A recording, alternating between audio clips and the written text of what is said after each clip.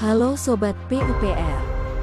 Dalam rangka meningkatkan pemahaman tentang SOP pelaksanaan pemantauan, evaluasi dan penerapan kode etik, kode perilaku dan disiplin pegawai. Yuk simak video berikut.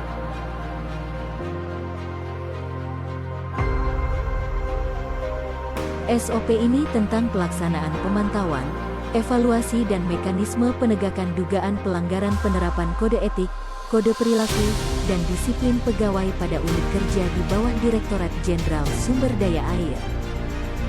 SOP ini dimaksudkan sebagai pedoman bagi Subdirektorat Pengendalian Kepatuhan Intern dan Manajemen Risiko dalam menjalankan tugas pelaksanaan pemantauan, evaluasi dan penerapan kode etik, kode perilaku, dan disiplin pegawai di Direktorat Jenderal Sumber Daya Air.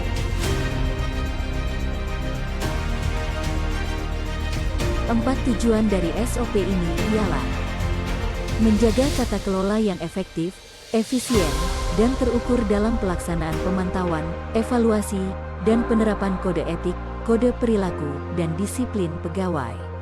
Menjaga konsistensi dan peningkatan kinerja aparatur sipil negara, ASN, dalam penerapan kode etik, kode perilaku, dan disiplin pegawai. Terlaksananya pemantauan, evaluasi, dan penerapan kode etik, kode perilaku, dan disiplin pegawai di masing-masing unit kerja sesuai standar dan peraturan perundangan yang berlaku. Tersusunnya laporan pemantauan, evaluasi dan penerapan kode etik, kode perilaku, dan disiplin pegawai di tiap unit kerja di lingkungan Direktorat Sumber Daya Air. Dasar Hukum Peraturan Pemerintah Nomor 42 Tahun 2004 tentang Pembinaan Jiwa Korps dan Kode Etik PNS. Peraturan Pemerintah Nomor 53 Tahun 2010 tentang Disiplin PNS. Peraturan Kepala BKN Nomor 21 Tahun 2010 tentang Ketentuan Pelaksanaan PP Nomor 53 Tahun 2010 tentang Disiplin PNS. Peraturan Menteri PUPR Nomor 07 Tahun 2017 tentang Kode Etik Kode Perilaku Pegawai Kementerian PUPR. Peraturan Menteri Keuangan Nomor 190 Tahun 2018 tentang Kode Etik dan Kode Perilaku Pegawai Negeri Sipil di lingkungan Kementerian Keuangan.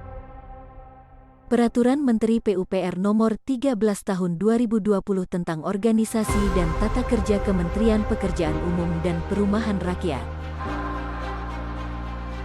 Peringatan: jika pendampingan pelaksanaan pemantauan dan evaluasi penerapan kode etik, kode perilaku, disiplin pegawai tidak dilakukan dengan baik, dikhawatirkan tidak ada persamaan persepsi mengenai penerapan kode etik, kode perilaku dan disiplin pegawai. Jika terjadi koordinasi yang kurang baik antara pelaksana pendampingan dan pihak penyusun, akan mengakibatkan tidak tercapainya baku mutu yang sudah ditetapkan. Bagan alir standar operasional prosedur, pelaksanaan pemantauan dan evaluasi penerapan kode etik, kode perilaku, dan disiplin pegawai.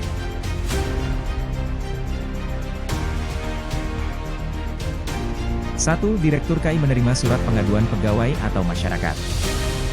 Temuan oleh atasan terlapor atau UKI atau ITN. Lalu mendisposisikan kepada Kasubdit Pengendalian KIMR.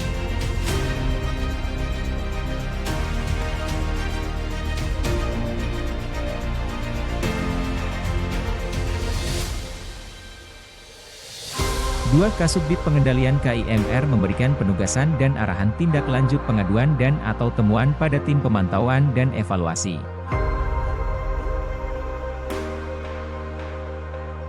3. Tim pemantauan dan evaluasi melaksanakan pemantauan dan evaluasi penerapan kode etik, kode perilaku, dan disiplin pegawai.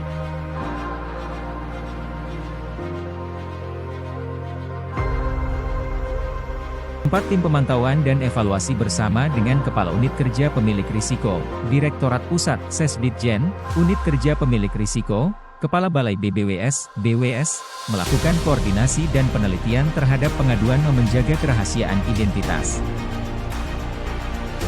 Baku mutu, kelengkapan surat tugas berisi daftar dokumen pemeriksaan. Waktu 1 hari, output surat tugas berisi daftar dokumen pemeriksaan.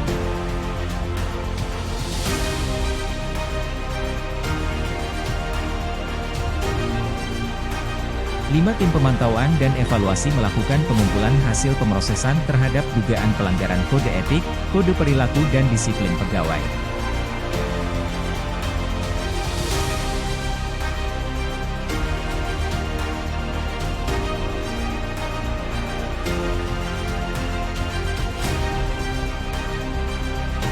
Baku mutu, kelengkapan surat tugas berisi daftar dokumen pemeriksaan, waktu 2 hari, output dokumen hasil pemeriksaan kode etik, kode perilaku, dan disiplin pegawai.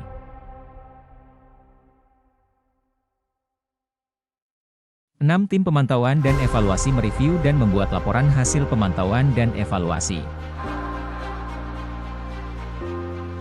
Baku mutu, kelengkapan dokumen hasil pemeriksaan kode etik, kode perilaku, disiplin pegawai, waktu 2 hari, output laporan hasil pemantauan dan evaluasi penerapan kode etik, kode perilaku, disiplin pegawai.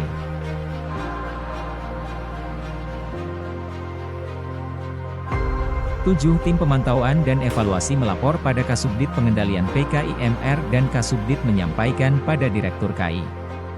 Lalu Direktur KI menyampaikan secara berjenjang kepada Sekretariat Unit Eselon 1 atau Unit Setara Eselon 2 yang menangani kepatuhan internal sebagai bahan penyusunan laporan pemantauan dan evaluasi Unit Eselon 1.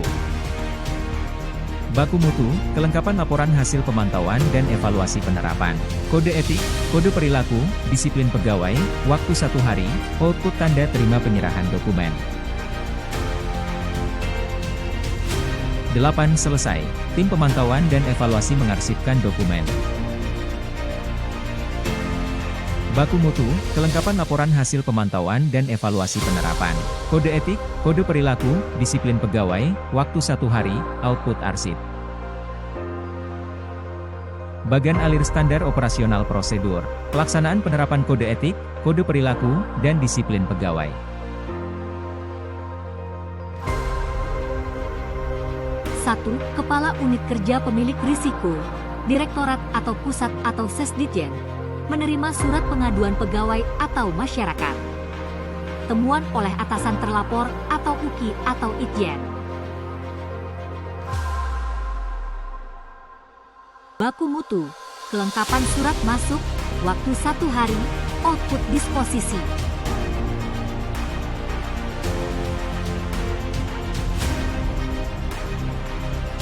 2. Unit Kerja Pemilik Risiko atau atasan langsung, Kepala Balai BBWS atau BWS, melakukan koordinasi dan penelitian terhadap pengaduan dan menjaga kerahasiaan identitas pelapor. Baku mutu, kelengkapan surat masuk disposisi, waktu 1 hari, output konsep berisi data dugaan pelanggaran. 3. Unit Kerja Pemilik Risiko atau atasan langsung, Kepala Balai BBWS atau BWS, melakukan penelitian atas dugaan pelanggaran kode etik, kode perilaku, dan disiplin pegawai. Kelengkapan data dugaan awal pelanggaran, waktu 2 hari, output hasil penelitian terbukti melakukan pelanggaran kode etik dan kode perilaku. Apabila ia terbukti maka, ke nomor 4. 4. Bila terbukti ia dugaan awal pelanggaran, maka Kepala Unit Kerja Pemilik Risiko, Direktorat atau Pusat atau Sesditjen, pembentukan Dewan Kode Etik oleh pejabat pembina kepegawaian. Dewan Kode Etik terdiri dari A. 1 orang ketua merangkap anggota, B. 1 orang sekretaris merangkap anggota, C. paling sedikit 3 anggota. Keanggotaan Dewan Kode Etik berjumlah ganjil. Jabatan dan pangkat Dewan Kode Etik tidak boleh lebih rendah atau setingkat dengan pegawai yang diperiksa. Baku mutu kelengkapan hasil penelitian bukti melakukan pelanggaran kode etik, waktu 2 hari, output konsep surat berisi data awal, hasil telaah dan rekomendasi.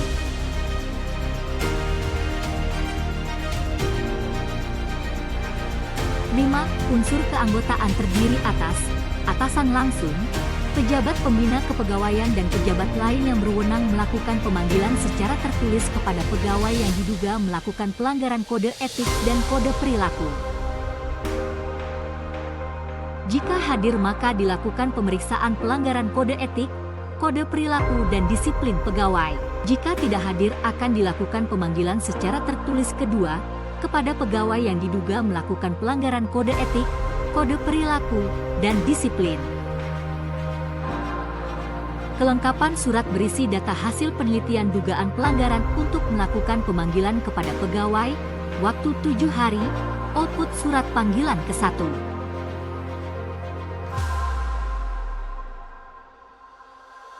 6. Dewan Kode Etik melakukan pemanggilan secara tertulis kedua kepada pegawai yang diduga melakukan pelanggaran kode etik dan kode perilaku.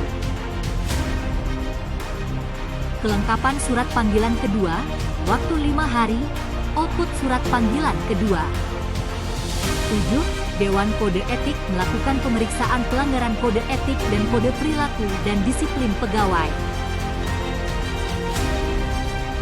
8. Apabila poin nomor 7 tidak terbukti maka pegawai terlapor memberikan tanggapan pembelaan atau klarifikasi oleh terlapor.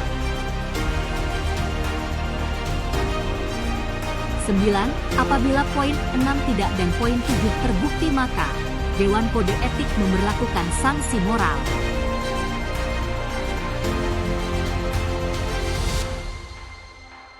10. Dewan Kode Etik menyampaikan keputusan kepada pejabat yang berwenang. Kelengkapan berita acara pemeriksaan, waktu 10 hari, output berita acara pemeriksaan dan laporan hasil pemeriksaan.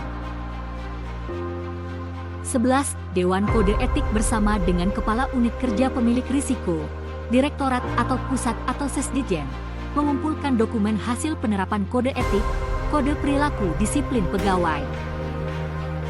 Output kompilasi dokumen hasil pemrosesan terhadap dugaan pelanggaran.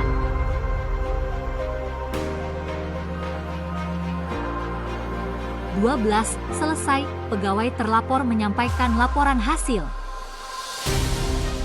Output laporan hasil pemeriksaan kode etik, kode perilaku, disiplin pegawai. Ayo tingkatkan pemahaman tentang SOP pelaksanaan pemantauan, evaluasi, dan penerapan kode etik, kode perilaku, dan disiplin pegawai.